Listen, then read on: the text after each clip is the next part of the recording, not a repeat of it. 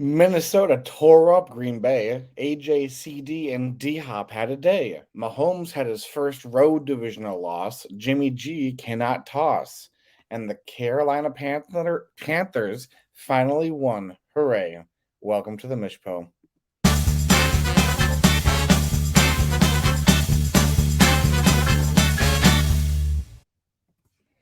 All right, everybody. Welcome to the week 8 episode of the Mish Po. Um, Also, today that I'm recording this is Halloween, hence the pumpkin.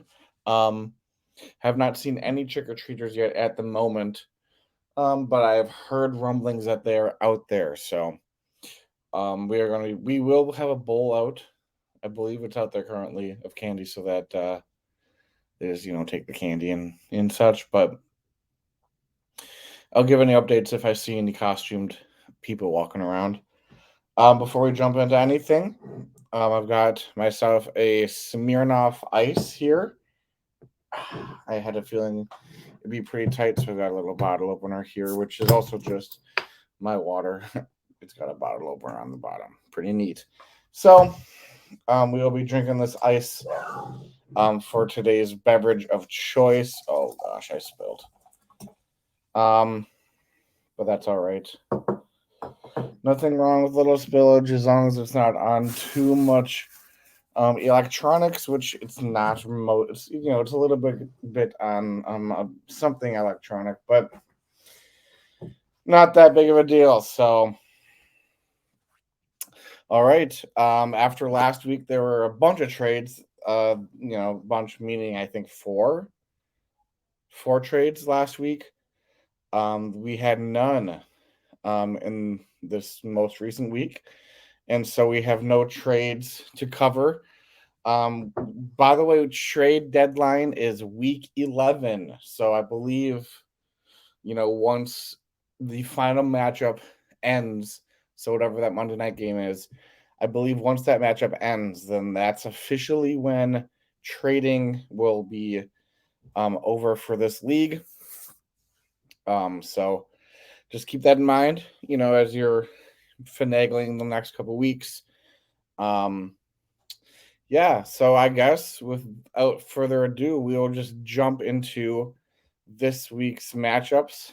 Um, won't spend too much time with them, but we'll just quickly touch on them. First up, me versus T-Corn. T-Corn had the highest scoring team on the week, so spoilers there. I felt like I had a chance going in, but after a while, it kind of seemed like it wasn't to be for me in victory. That was a weird sentence, but you get what I'm saying. Um, I still put up. I'm happy with the number of points I put up. T-Corn just went off. Um, so, and actually, I just checked right before recording, and I think we have some people across the street. I can't tell what they are, but that's not matter. I checked right before recording, and I believe for the season, out of everyone in the league, I'm like third or fourth in terms of scoring. So that's really cool that I'm 3-5. There is something that could help with that for next year that I will bring up at a certain point. But yeah, we'll just forget about that for now. Christian McCaffrey had himself a pretty good day. Pretty much every single running back in this matchup had a solid time. Not really James Cook, and I guess not really Jonathan Taylor, but he also really only played half of a football game over on T-Corn side, though those guys did pretty good. And CD Lamb, as I mentioned in the Limerick, he had a game. So that's pretty rough for me. Like I said, I had some very good performances, and heck, if we would have added like 2 more flex spots, I would have, been doing pretty good here as well. But that kind of thing, I guess, just happened. It's really shitty and unfortunate for you to score a lot of points on the week and still lose. Something that I know multiple people in this league have experienced, and will be coming up one of those matchups. Really painful for one of the teams, but yeah, Tigran beat me. Had the highest scoring points on the week, and I still did pretty happy. Oh, we've got the people that were across the street. They're coming this way. Maybe that's Yoda, but oh boy, hopefully don't ring the doorbell. Oh boy. Lily is freaking out. I'm not sure if you can hear it, but we'll just keep going. Next, Adam versus Colin versus Adam. Another very, very high scoring matchup. We had a lot of high scores this week. We'll just, Eckler finally had a really good performance. Some pretty good stuff. As I mentioned, AJ Brown, Terry had a good game. Taysom had a good game. D Hop. So the three guys that I mentioned in the Limerick, popping up in these first couple matchups here. So pretty good stuff here. And then, Kirk, before he tore his Achilles, had himself a pretty solid game, to the chagrin of Packer fans everywhere. So yeah, that was this matchup. Lots of good scores across the board here, but Adam did get the victory here. Next matchup, Adam versus Bruce, both a bit lower scoring. Still not terrible, but lower scoring and a lot closer than the previous two matchups we've covered. Great performances from the quarterbacks in this one.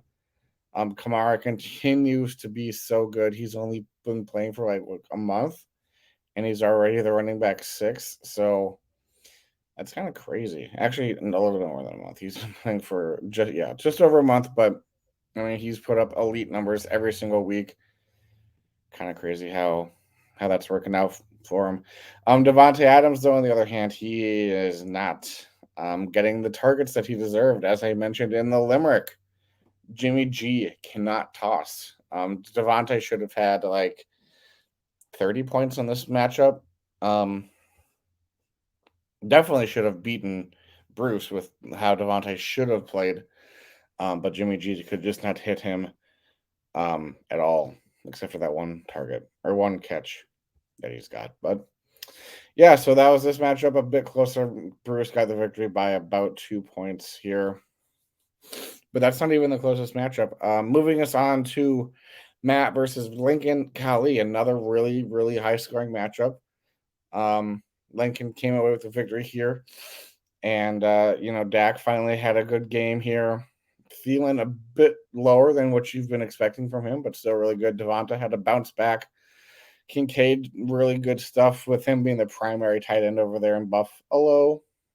Garrett Wilson, and obviously the Chiefs defense, despite the loss, they put up 15 points, which is pretty good. Gus Edwards did really solid on the other side. Sort of Jordan Addison. Puka, not so much, but Javonte, very good stuff. 27 carries for him. So obviously very good. And not super great from Trevor Lawrence, but he's been playing really well NFL football, not quite fantasy. But yeah, Lincoln got the victory here in about a 14-point matchup. Moving us on to the closest matchup of the week and probably the highest total scoring matchup of the week. It's either this one, Tikran and I.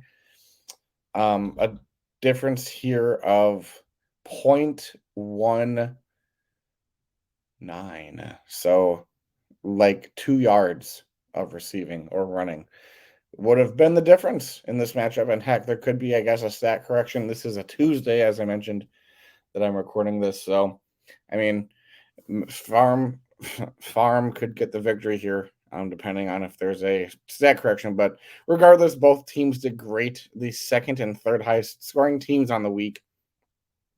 Again, both quarterbacks did great. Running backs did pretty great. Receivers, for the most part, did pretty great, except for Watson. Tight ends, very good. Flex, very good. And the defense is very good. I mean, there's really nowhere to complain about any of these positions, except for maybe Olave and Watson. But that was on Fiala's side, and he still got the win. So crazy matchup here. Super unfortunate that State didn't get just 2 more yards rushing, or like what would that be passing? I don't know, like 50 yards maybe. It's probably not quite that much, but you get the probably like 5 yards maybe. I don't know. It was close. But yeah, State Farm just barely got the loss there, which is super unfortunate. You know what? I'm just going to mention it now. What I would have been kind of thinking for the last couple weeks, and it would benefit State Farm in this situation, would have benefited me, in my matchup, and it would benefit Matt all season pretty much amongst, you know, plenty of other teams, virtually probably every other team, is adding a league median matchup for the week. So essentially, you're playing two matchups each week. Obviously, one against that opponent for the week, but then the second matchup is essentially against the average score scored that week, as calculated by all the teams, put together, and then figuring out the average of that. So that situations where this State and Fiala, obviously Fiala would get a win here for defeating State Farm, and State Farm obviously would get a loss. But since State Farm scored so many dang points on the week, he deserves something. And so he would get a point for this week for defeating the league median, which I don't know what it would be.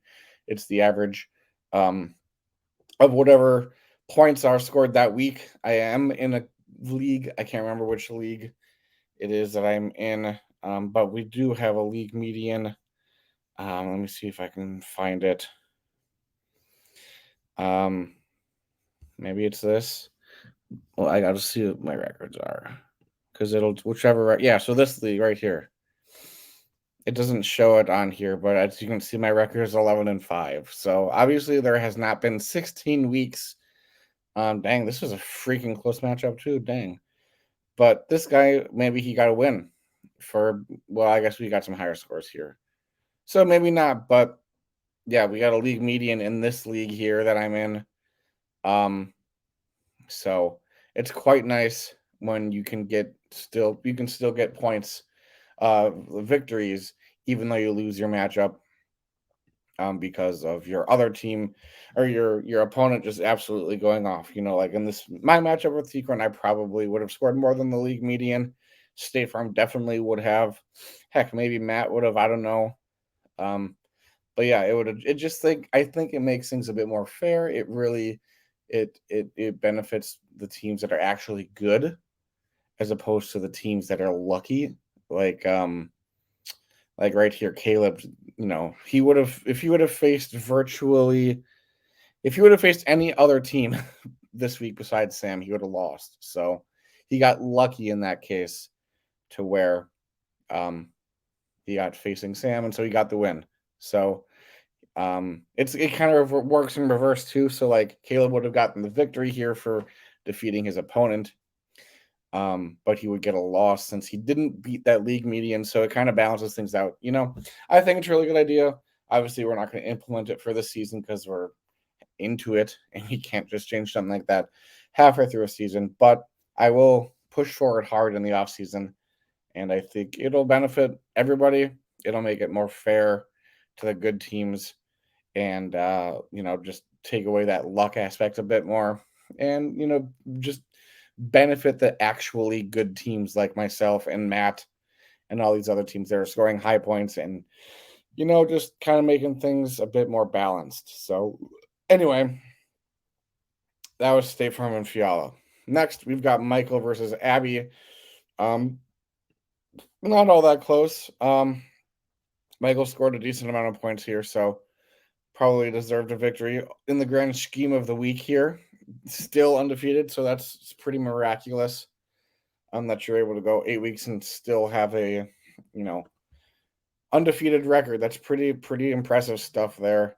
Um, Obviously, some luck plays into that, but he's got a good team. Kenneth Walker didn't do super great. In fact, your running backs both have not been doing great lately. I know Walker's a bit injured, but Um, Zach Charbonnet is eating into his touches a little bit. We'll see if that continues or if that strictly was just a health based thing. But it doesn't really matter when you've got freaking Tyreek Hill at receiver. Gabe Davis has another solid week, of course. And then you also have some very good flex and tight end options. And then your defense isn't too bad as well. Um, Over on Abby's side, solid performances, but also some poopy performances like point .9 from Slayton. Foreman, after his 3 touchdown, 30-ish point week, he's down to 4.6. So, it was nice while it lasted for him. But with Roshan back, we'll see. We'll see if he can keep going with his scoring. Um, And then eventually Herbert maybe we'll come back to and take away some of that stuff. But yeah, Michael won a not so close matchup. And the final matchup and the easily lowest scoring matchup of the week. Caleb versus Sam. Yeah, we just, Bijan, did way better than he did last week. But again, probably not numbers you're hoping for Bijan. Dalvin Cook still not great. Kind of surprised that today he didn't get moved maybe by the, because of the deadline. But I don't really have high hopes for Dalvin Cook for the rest of the season. But you do have some solid players. Mike Evans, not as great as last week, and Josh Downs, I also believe not as great as last week. Yeah, so we'll see if those guys can bounce back. You do have obviously Jamar Chase, who was really good. He had some pretty good stuff. Over on the other side, not too bad stuff, except for Conklin. 0 points is not great. And Miles Sanders, 0 points is not great. Rachaad White, though, 17.9. Pretty good stuff from him on that Thursday night matchup against Buffalo. And so, yeah, that's pretty much all these matchups. I was going to try to go through them quickly, but, I just had a little bit more to say, apparently, about each of these matchups. Before we jump into the power rankings, I'm going to take a quick sip of my Smirnoff Ice Original.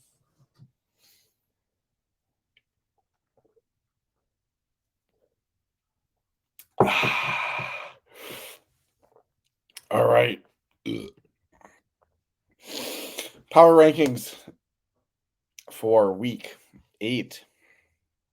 Starting at 14, we've got Sam, and then Matt at 13, Colin at 12, Brian 11, Abby 10, State 9, Caleb 8, Lincoln 7, Adam at 6, myself at 5, Bruce 4, Fiala 3, T-Corn 2, Michael 1, and that'll do it. Moving us on to week 9. First up, myself versus Brian. Bye weeks are back in play this week, so I know for sure I've got to get a new defense. I got the Lions currently, and then Brian doesn't have to face the wrath of Christian McCaffrey, so that's pretty nice for him. But looking at Brian's side, he's got Sam Laporta, who's going to be on bye, also Detroit Lion, but that's pretty much it. So for the most part, obviously Laporta is pretty good, but he's no Christian McCaffrey, so I'd say Brian benefits the most from this bye week. Obviously Kamara has been really great lately. But I'm hoping Jonathan Taylor can, finally have one of his breakout performances and just keep that rolling. Hopefully he's not injured. He currently doesn't appear to have any injury designation, but he only had one snap, I believe, in the second half of that game, which obviously you want to get Jonathan Taylor involved. So I do like, a lot of my other options. TJ Hawkinson without Kirk. We'll see how well he can do. It'll be that rookie guy. I don't quite remember his name. That will be taking the place for him. Jaren Hall at the moment. They did get Josh Dobbs, but, it's going to take a little bit for him to get acclimated into that offense. Obviously not going to play right away. So it will be Jaren Hall, the rookie. Oh, that's Josh Dobbs. Didn't mean to click on him. Jaren Hall, the rookie out of BYU. We'll see how well he can do. In his first start, wasn't super great.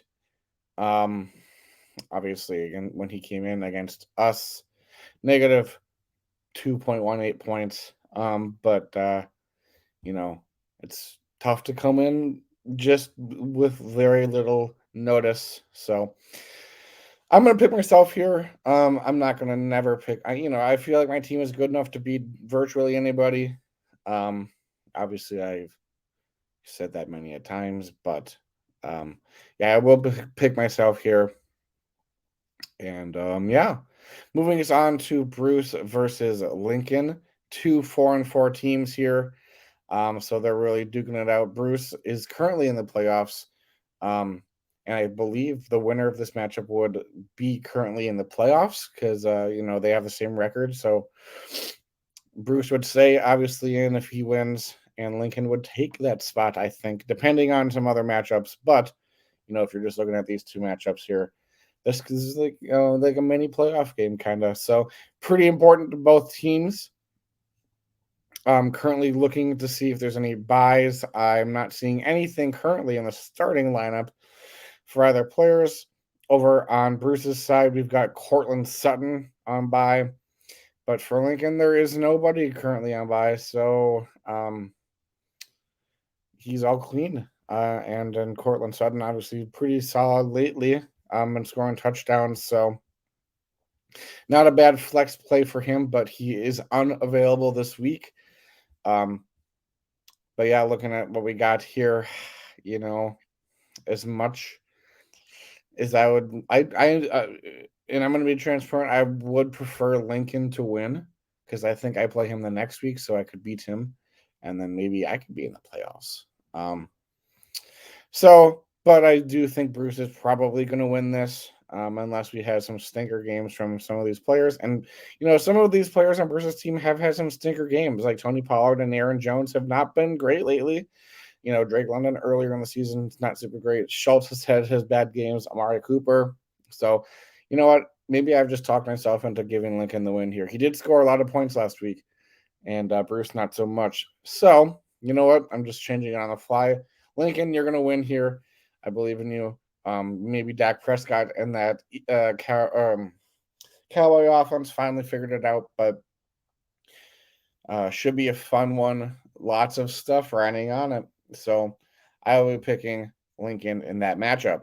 Moving us on to T-Corn versus Fiala, another important matchup. Both teams currently in the playoffs at 6-2, but seeding was playing well. Actually, maybe not, since Fiala is the number one seed in the young blood division, and T-Corn is in the old blood. So I don't think T-Corn can take that second seed, but a win here, and if Michael were to lose, that would put him just one game out from the number one seed. So, still important stuff, and I'm not quite sure what the record of the next closest team in the Young Bloods division.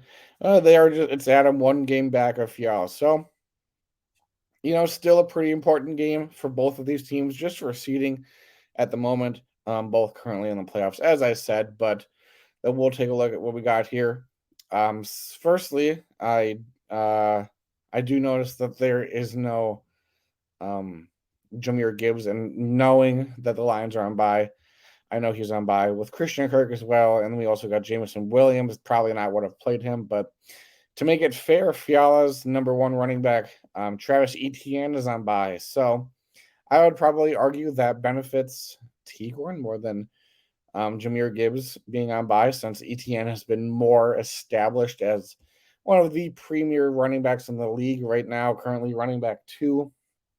Obviously, Jahmyr Gibbs has been great for the last couple of weeks, but hasn't quite had that season-long skill. And we've got some more children running up here. I really hope they can't see me. Oh gosh, I hope they can't see me, but we got a Buzz Lightyear and a Spider-Man.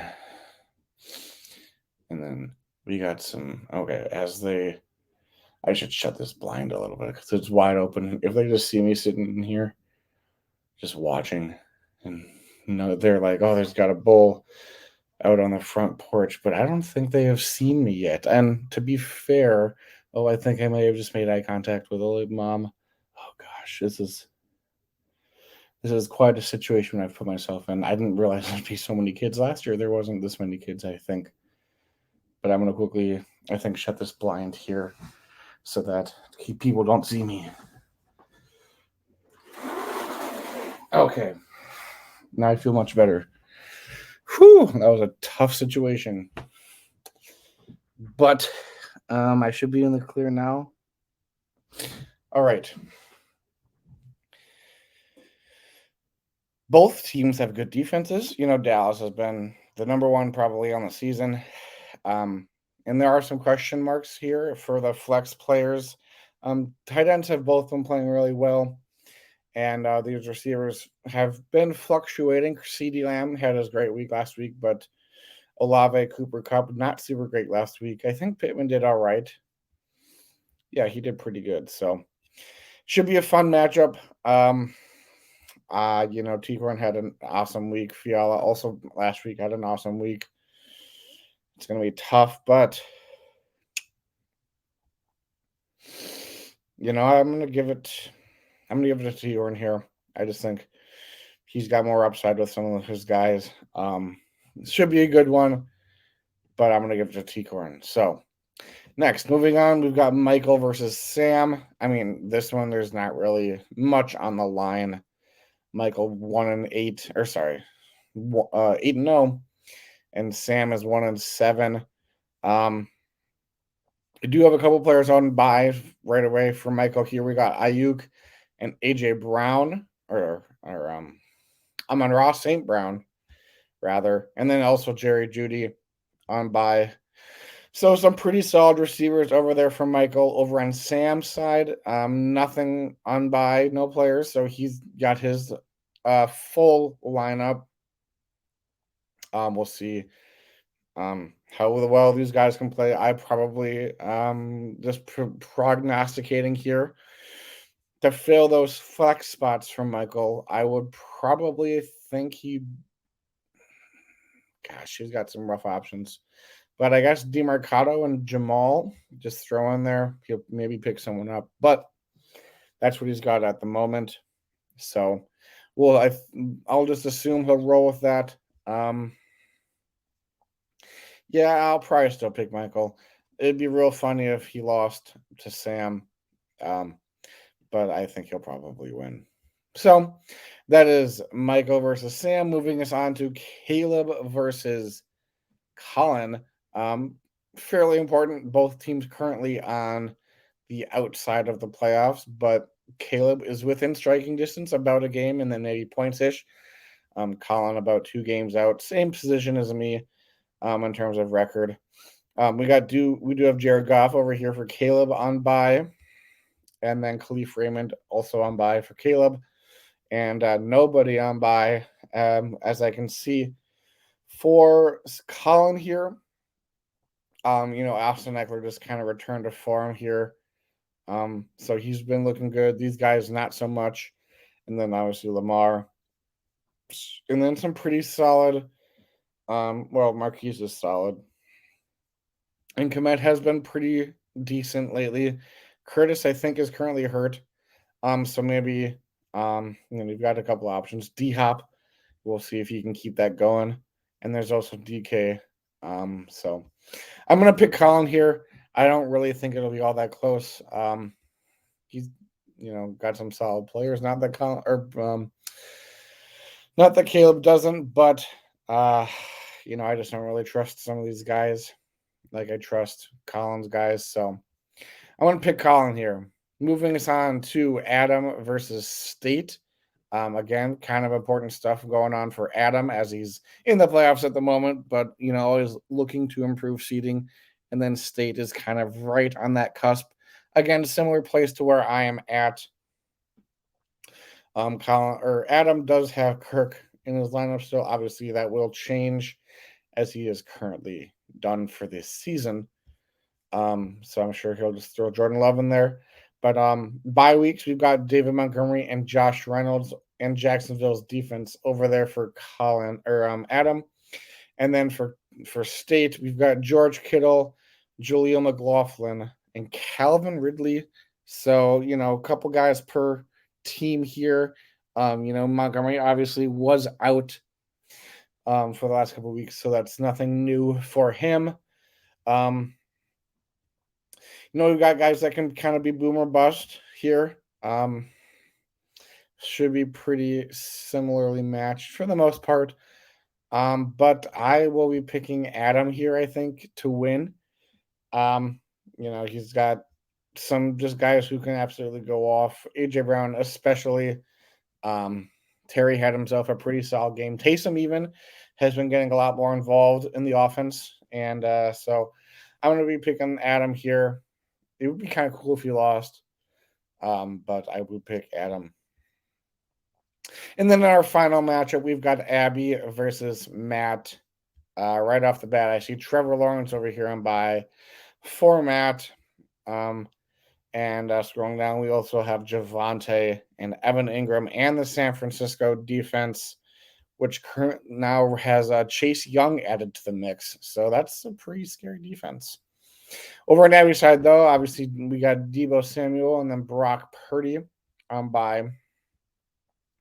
Looks like she's already made those changes, so her lineup currently is good to go. Pretty solid starting running backs for both of them. And a bit questionable for the second one. Obviously, I would prefer probably Gus over Devonta as he is the presumed starter in that backfield. And then Jordan Addison has been playing good. We'll see how well he can do with Kirk not throwing the ball. Both tight ends in this matchup are very solid.